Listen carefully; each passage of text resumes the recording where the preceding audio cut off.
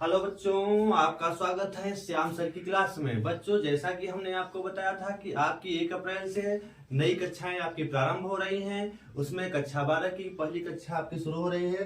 कक्षा 12 भौतिकी फिजिक्स अध्याय फर्स्ट वैद्युत आवेश तथा क्षेत्र इलेक्ट्रिक चार्ज एंड फील्ड।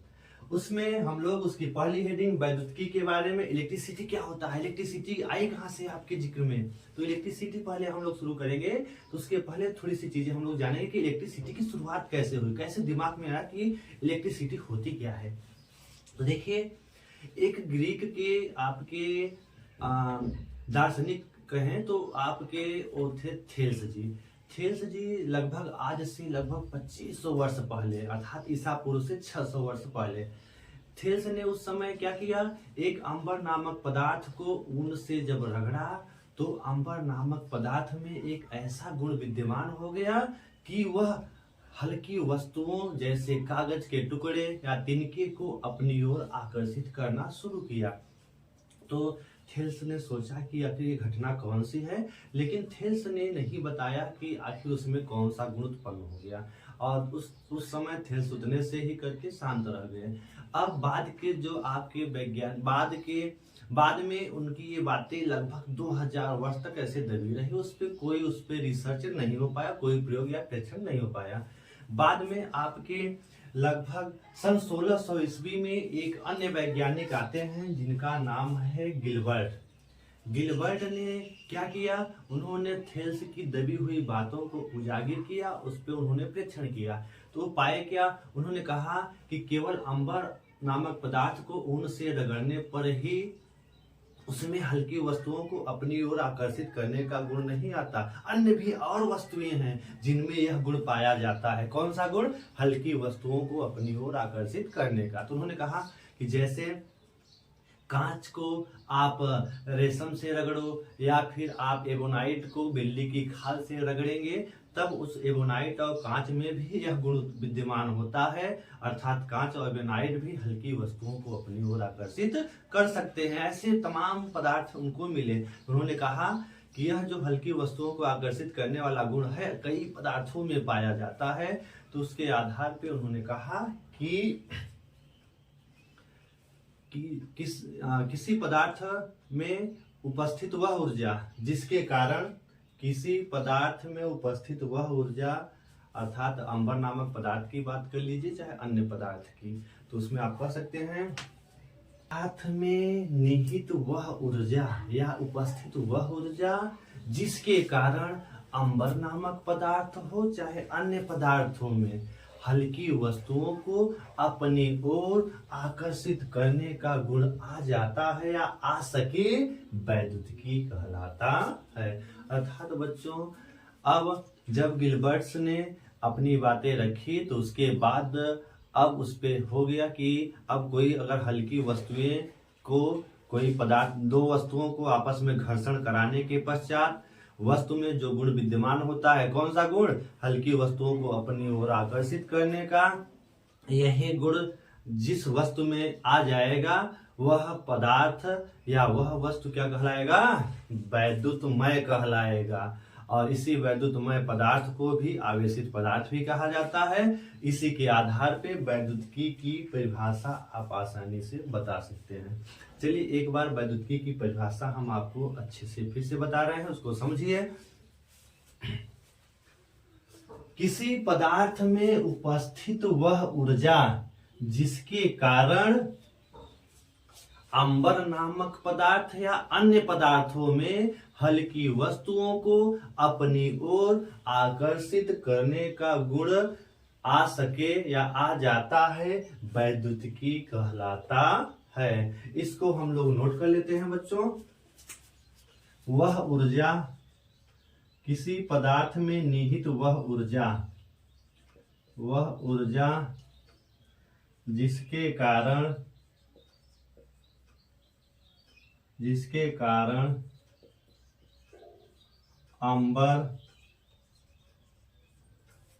अंबर नामक पदार्थ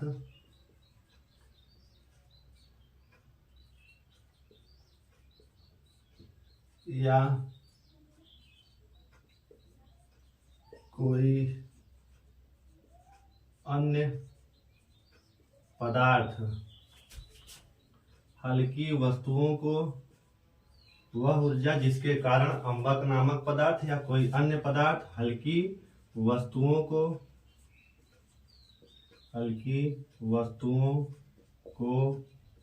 अपनी ओर आकर्षित कर सकें, अपनी ओर आकर्षित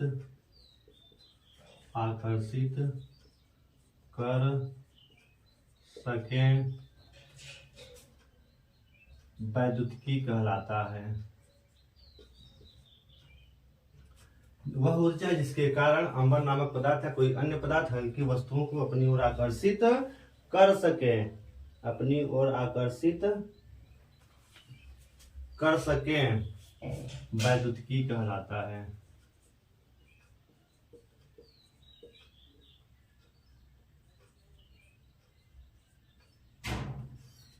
वैद्युतिकी कहलाता वह ऊर्जा जिसके कारण अंबर नामक पदार्थ या कोई अन्य पदार्थ हल्की वस्तुओं को अपनी ओर आकर्षित कर सके या उनके अंदर आकर्षित करने का गुण आ जाए, वही कहलाता है, वैद्युतिकी कहलाता है। इस तरह से आप इसको याद एकदम इजी है परिभाषा बच्चों। किसी पदार्थ में उपस्थित वह ऊर्जा जिसके कारण वह हल्की वस्तुओं को अपनी ओर आकर्षित कर सके या करने का उनके अंदर गुण आ जाए, वही क्या कहलाता है, वैद्युतिकी कहलाता है। और वैद्युतिकी पदार्थ जो होता है वह उसमें इसका मतलब उसके अंदर क्या आ चुका है बच्चों, आवेश आ चुका है। इस तरह से आपकी वैद्युतिकी वाली हेडिंग कंप्लीट होती है। अब हम लोग इसके बाद आपकी दूसरी हेडिंग शुरू करते हैं। आपकी दूसरी हेडिंग है वैद्युत आवेश। दूसरी हेडिंग क्या है बच्चों, वैद्युत आवेश। उसके बारे में भी हम लोग देख लेते हैं अगली हेडिंग के बारे में। चलिए, इलेक्ट्रिक चार्ज, वैद्युत आवेश।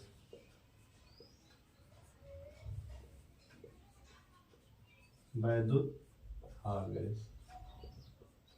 Electric charge.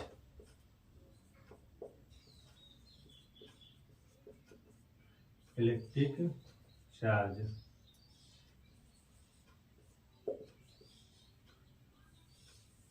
इलेक्ट्रिक चार्ज वैद्युत आवेश क्या होता है बच्चों, हम ध्यान से समझिए। अर्थात जो पदार्थ वैद्युतमय हो गया था, वैद्युतमय पदार्थ ही क्या कहलाता है, आवेशित पदार्थ कहलाता है। अर्थात उसमें आवेश आ चुका है, इससे हम लोगों को पता चलता है। तो उसकी डेफिनेशन कैसे बताएंगे उसको देखिए। वैद्युत आवेश किसे कहते हैं हम, किसी पदार्थ का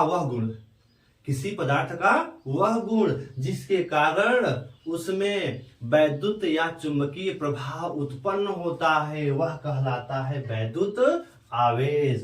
तो एक बार हम फिर से इसको समझते हैं। किसी पदार्थ का वह गुण, इसको हम लोग नोट कर लेते हैं।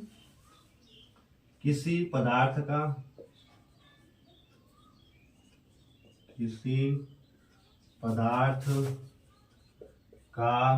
वह गुण, किसी पदार्थ का वह गुण जिसके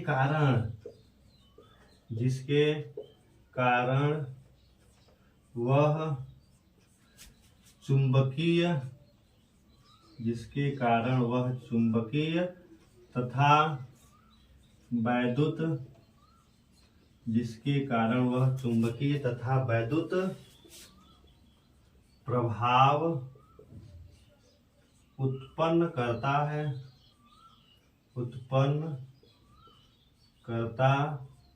है। किसी पदार्थ का वह गुण जिसके कारण वह चुंबकीय तथा वैद्युत प्रभाव उत्पन्न करता है, वैद्युत आवेश कहलाता है। वैद्युत आवेश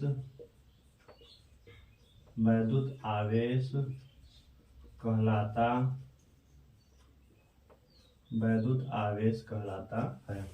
फिर से एक बार देख लीजिएगा। वैद्युत आवेश, इलेक्ट्रिक चार्ज, किसी पदार्थ का वह गुण जिसके कारण वह चुंबकीय तथा वैद्युत प्रभाव उत्पन्न करता है, वैद्युत आवेश कहलाता है। मतलब कोई पदार्थ, मान लिया यह एक आपका एक पदार्थ है, इस पदार्थ में एक ऐसा गुण आ जाए जिसके कारण यह चुंबकीय प्रभाव और वैद्युत प्रभाव दोनों इसके अंदर उत्पन्न हो जाए, तो यह पदार्थ अब क्या कहलाएगा, आवेशित पदार्थ, अर्थात इसमें आवेश आ चुका है, वही है वैद्युत आवेश। इस तरह से बच्चों, अगर आपको ये वीडियो अच्छा लगा हो तो आप इसको लाइक करें, सब्सक्राइब करें और शेयर करें।